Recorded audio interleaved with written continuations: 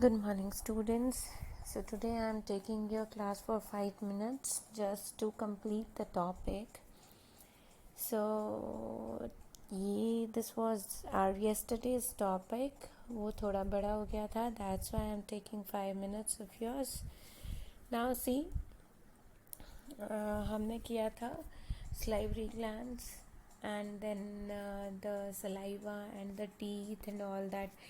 Means हमने buccal cavity complete किया था. बक्कल कैविटी में जो फूड जब च्यू हो जाता है ना बहुत अच्छे से, वो जो पेस्ट बनती है हम उसको बोलस कहते हैं.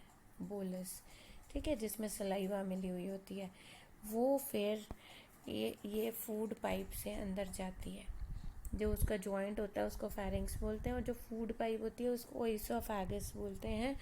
ये इसका काम सिर्फ एक यही है कि ये माउथ को स्टमक से अटैच करती है. लगभग ये 30 सेंटीमीटर्स होती है लेंथ में. And it is the connecting tube between the mouth and stomach. Have your book with you. It acts as a passage for the food to slide down from the mouth. Mouth से food नीचे चला जाता है stomach में. This pipe is a muscular organ and the contraction of its muscle, ये एक muscular pipe है, इसमें कोई बोन नहीं होती है, तो इसकी मसल्स कॉन्ट्रैक्ट करती हैं, एक्सपैंड करती हैं, मतलब बंद खुल होती रहती हैं. जिससे क्या होता है, जब ये थोड़ी खुलती है तो फूड अंदर आता है, जब कॉन्ट्रैक्ट होता है तो फूड स्टमक में पहुंच जाता है. इसके बाद ये है आपका stomach. This is your stomach and after stomach the food will go in small intestine. पहले हम स्टमक पढ़ते हैं. सो वो कहता है how come the food enter the oesophagus does not go in the respiratory tract. ये देखो, अब इसके अंदर ये फूड जो है सांस की नली में नहीं जाता है, जबकि ये सीधा उसमें जाता है एंड ओइसोफेगस में. This is because of epiglottis. आप एपिग्लोटिस देख रहे हो. माउथ में जब निगलते हैं, निगलने के बाद एक फ्लैप होता है. एपिग्लोटिस एक ढक्कन की तरह काम करता है. जब हम फूड स्वेलो करते हैं तो ये जहाँ पे एयर ओपनिंग है, जहाँ से हवा जाती है, रेस्पिरेटरी ट्रैक को बंद कर देता है. ठीक है, इससे क्या होता है, फूड जो है वो अंदर ट्यूब में नहीं जा पाता है, हवा वाली ट्यूब में नहीं जा पाता. ठीक है. देन ये देखो,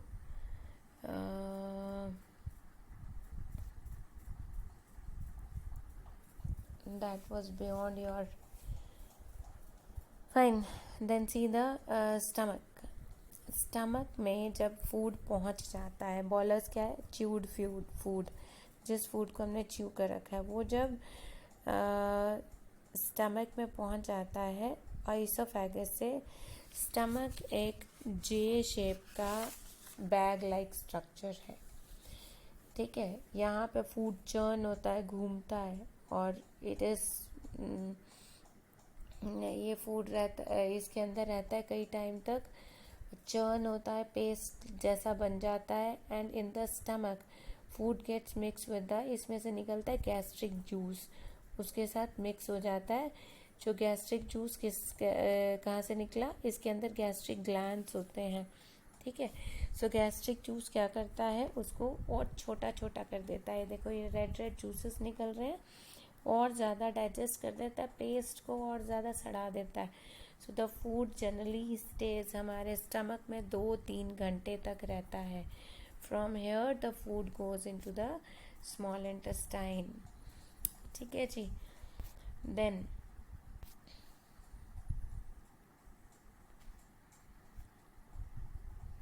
this is your small intestine. Small intestine सबसे लंबा पार्ट होता है डाइजेस्टिव सिस्टम का. इट इज़ मतलब ये कॉइल्ड होती है, मतलब मुड़ी तुड़ी होती है बहुत ज़्यादा. इसका डायमीटर तो 3 सेंटीमीटर का होता है, बट लेंथ इसकी 7 मीटर्स की होती है. कितने की होती है, 7 metres. The food gets mix with the bile juice. Food जो है बाइल जूस, इसमें जो बाइल जूस होता है ना, वो लीवर से आता है. इसके ऊपर आपने देखा था कि ये स्टमक के साथ लीवर जुड़ा हुआ था.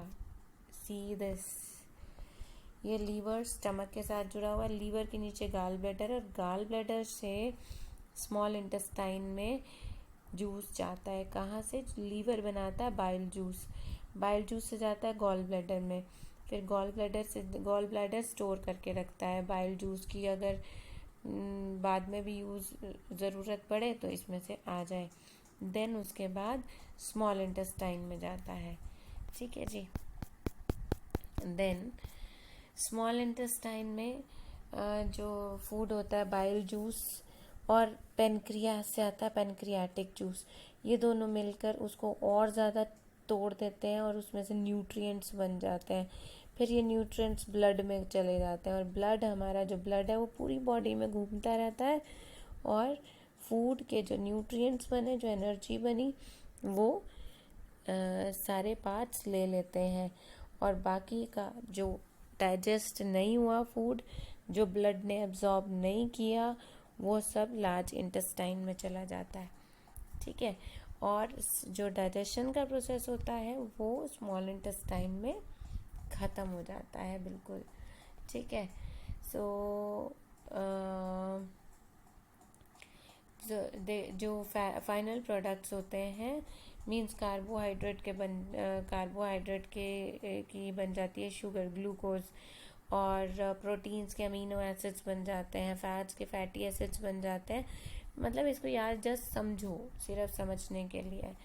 Then the food goes to the large intestine. ये स्मॉल इंटेस्टाइन से जुड़ा हुआ होता है। Lower end of the small intestine से एकदम वाइड ट्यूब लाइक स्ट्रक्चर में जाता है, और लार्ज इंटेस्टाइन होता है, और ये 1.5 मीटर लॉन्ग होता है, 7 मीटर डायमीटर होता है, इतना बड़ा, 7 सेंटीमीटर बड़ी होती इसका माउथ ओपन होता है, और 1.5 मीटर लॉन्ग होती है। स्मॉल इंटेस्टाइन की तरह लार्ज इंटेस्टाइन छोटी है, बट ज़्यादा खुली है, ओपन ज़्यादा है। सो अब इसका काम क्या है? अनडाइजेस्टेड मटेरियल को ट्रांसपोर्ट करना।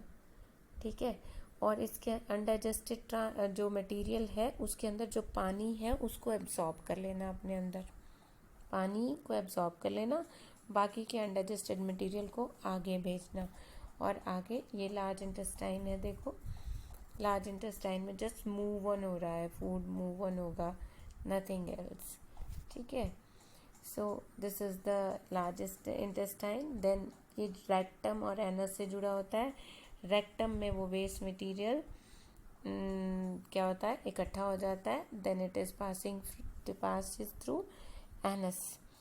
रेक्टम साइट ऑफ फेसेस, जो सॉलिड वेस्ट होता है हमारी बॉडी का, वो यहाँ स्टोर हो जाता है, और फिर एनस के थ्रू ये बाहर निकाल दिया जाता है। ये एनस जो होता है हमारी बॉडी से वेस्ट मटेरियल बाहर निकालने की साइट है। फाइन बेटे। So this was your digestive system. Firstly, it was this is rectum, anus, and then firstly सबसे पहले क्या था, माउथ था, उसके बाद फूड गया ऑइसोफेगस में, ऑइसोफेगस से सिर्फ ट्रांसफ़र हुआ स्टमक तक, स्टमक में 2-3 घंटे रहा। ठीक है जी। स्टमक में 2-3 घंटे रहा, वहाँ पे गैस्ट्रिक जूसेस से वो डाइजेस्ट होता रहा, and then wait I show you the digestive system firstly.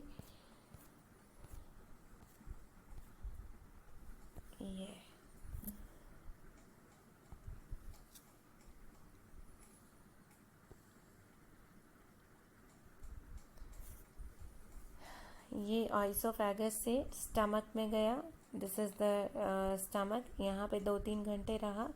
इसके बाद ये ऑरेंज कलर की जो दिख रही है ये स्मॉल इंटेस्टाइन है, इसमें गया। इस स्मॉल इंटेस्टाइन में लीवर से बाइल जूस आया, पेनक्रियास से पेनक्रियाटिक जूस आया, उसने उसको और डाइजेस्ट कर दिया, न्यूट्रिएंट्स बन गए, न्यूट्रिएंट्स ब्लड में चले गए। ठीक है। ब्लड उसको पूरी बॉडी में लेकर जाएगा, बाकी बचा हुआ वेस्ट मटेरियल इस ग्रीन कलर की ट्यूबुलर स्ट्रक्चर में जाएगा, जिसको कहते हैं, क्या कहते हैं, लार्ज इंटेस्टाइन। ठीक है, फिर ये मूव ऑन करेगा और इसका एक काम है वाटर को एब्जॉर्ब करना। फिर ये नीचे रेक्टम में पहुंच जाएगा, रेक्टम में स्टोर होता जाता है फेसेस, जो सॉलिड वेस्ट होता है, और एनस के थ्रू एक्सपेल हो जाता है, बाहर निकल जाता है। So this was your digestive system. इसको बहुत अच्छे से बुक का डायग्राम बनाइए और इसको अच्छे से रीड आउट कीजिए। Get ready for the objective test also.